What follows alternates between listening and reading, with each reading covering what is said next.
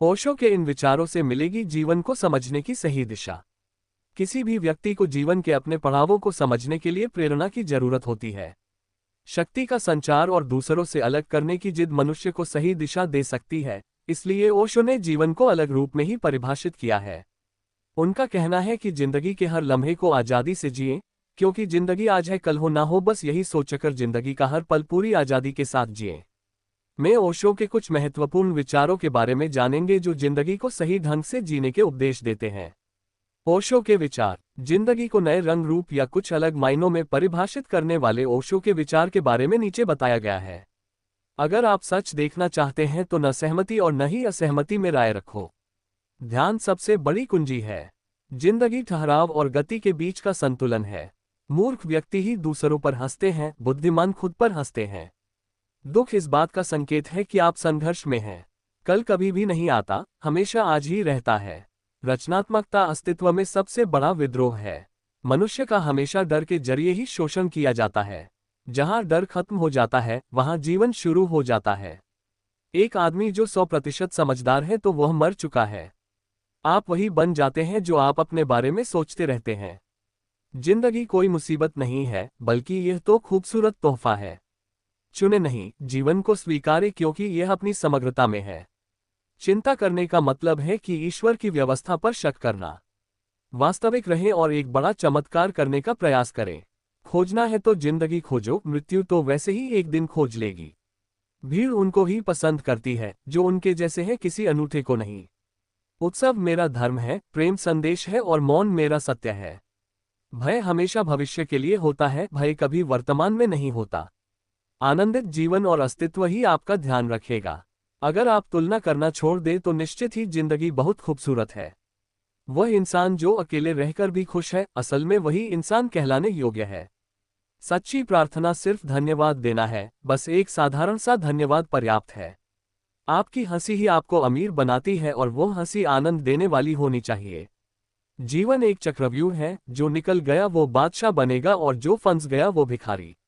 साहसी होने का मतलब किसी अज्ञात के साथ प्रेम संबंध बनाने के बराबर है। जब प्यार और नफरत दोनों ही ना हो तो हर चीज स्पष्ट हो जाती है।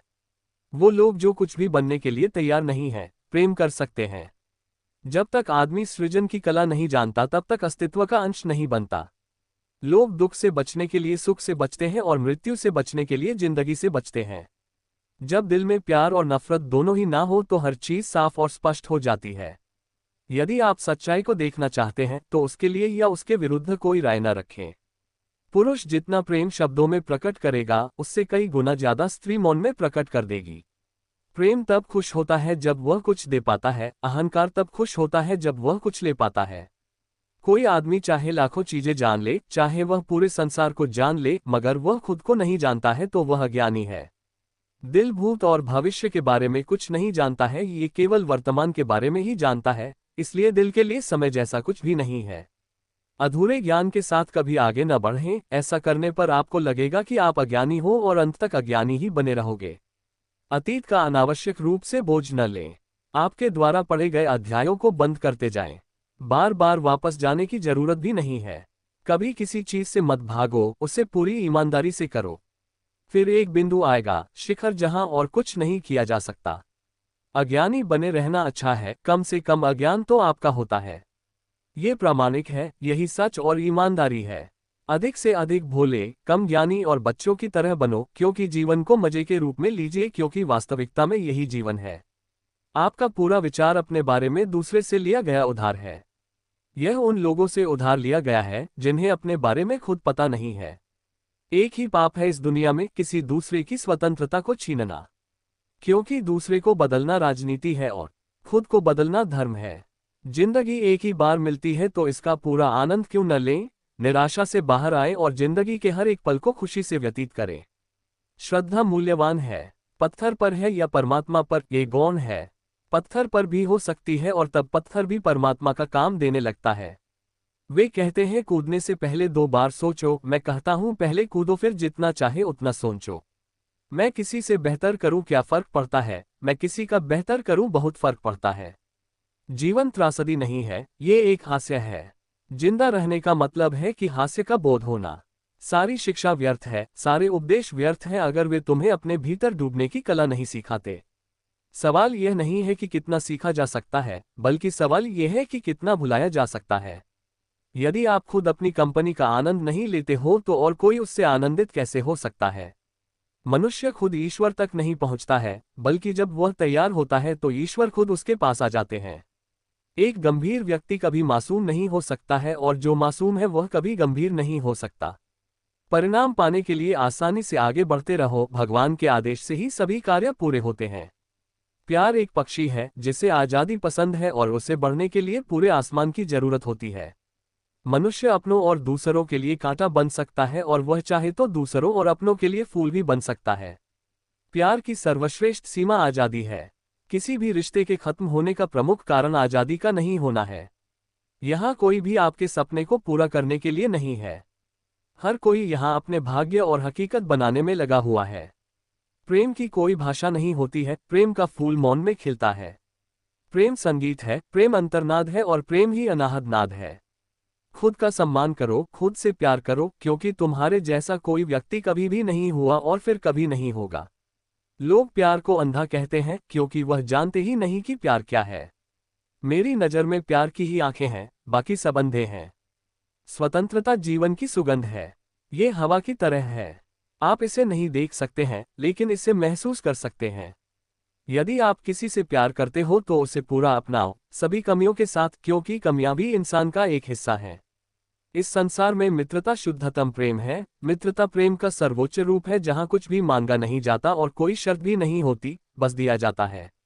अस्तित्व चाहता है कि आप जीवित रहें और अस्तित्व जानता है कि वास्तव में जीवित रहने का एकमात्र तरीका हमेशा बनने की स्थिति में रहना है। जब मैं कहता हूं कि आप लोग देवी देवता हैं तो मेरा मतलब होता है कि आप में अनंत संभावनाएं हैं और आपकी क्षमताएं भी अनंत हैं। सच्चा प्यार खुशी बांटने जैसा ही है, ये बदले में कुछ नहीं मांगता और न ही किसी चीज की उम्मीद करता है। आपका विवाह राजनीतिक शासन करने का छोटा रूप है। इसमें आपके माता और पिता छोटे राजनेता होते हैं। अगर आपको कुछ बुरा करना है तो ताकत की जरूरत होती है, बल्कि अच्छे काम के लिए तो प्यार ही पर्याप्त है। स्वयं की खोज करें, नहीं तो आपको अन्य लोगों की राय पर निर्भर रहना होगा जो खुद को भी नहीं जानते हैं। जीवन में आप जो करना चाहते हैं तो उसे अवश्य करें। यह मत सोचे कि लोग क्या कहेंगे, क्योंकि लोग तो तब भी कुछ कहते हैं जब आप कुछ नहीं करते। सिर्फ आपके पाप ही आपको दुखी कर सकते हैं, जो आपको अपने आप से दूर ले जाने का प्रयास करते हैं। ऐसी चीजों की अनदेखी करना ही बेहतर होता है। यदि आपको बहुत बार गुस्सा आता है तो आपको गुस्से पर अधिक ध्यान देना चाहिए, जिससे गुस्सा गायब हो जाए और उसकी ऊर्जा करुणा बन जाए। धूरे मन से युद्ध में जाने की कोई आवश्यकता नहीं है। यदि आप लड़ने जा रहे हैं तो अपने पूरे दिल और आत्मा से लड़ें, अन्यथा बेहतर है कि आप बिल्कुल भी न लड़ें। आत्मज्ञान एक समझ है कि यही सब कुछ है, यही बिल्कुल सही है, बस यही है। आत्मज्ञान उपलब्धि नहीं है, लेकिन ये जानना है कि न कुछ पाना है और न ही कहीं जाना है। अगर आपको कोई फूल पसंद है तो उसे तोड़े नहीं, क्योंकि अगर आप उसे तोड़ते हैं तो वह मुरझा जाता है। इसलिए अगर आप किसी से प्यार करते हैं तो उसे वैसे ही रहने दें।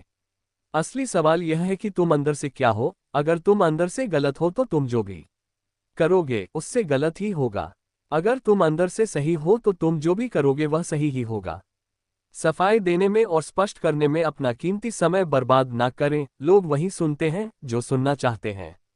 योग एक विधि है जो हमें सपनों से बाहर लाता है। योग एक विज्ञान है जो हमें यहाँ और अभी होना सिखाता है। संसार सुंदर है क्योंकि इसे ईश्वर ने बनाया है। जो संसार को गंदा कहता है वह भगवान का तिरस्कार कर रहा है।